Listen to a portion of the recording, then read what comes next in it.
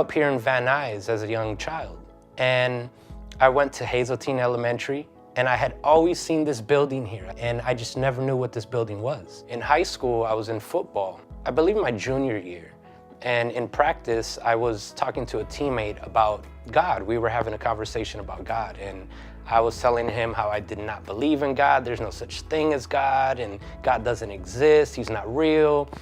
That very next play, I ended up breaking my collarbone. And that basically, I want to say, ended my football career. I was in the darkness. I was blinded. I had no idea about God. I knew nothing about God. I came to a point, I was in a relationship, and we broke up, and I was devastated. I was heartbroken. This was the girl that I thought I was in love with, which I didn't know what love was back then. I didn't know what to do, and for 2 weeks after we broke up, every night before I went to bed, I cried on my knees and I prayed, if there is a God, then I want to talk to you. I want to let you know what's going on in my life. So once I believed that God existed,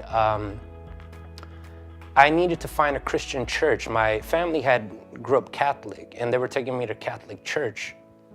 I looked on the internet, I said, you know what?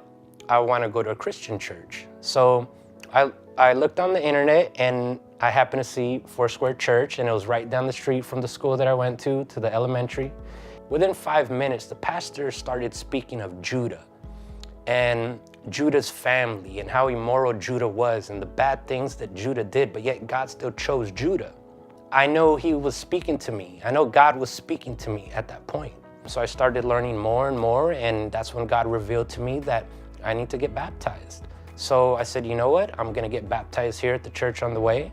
That's the day that my soul was birthed.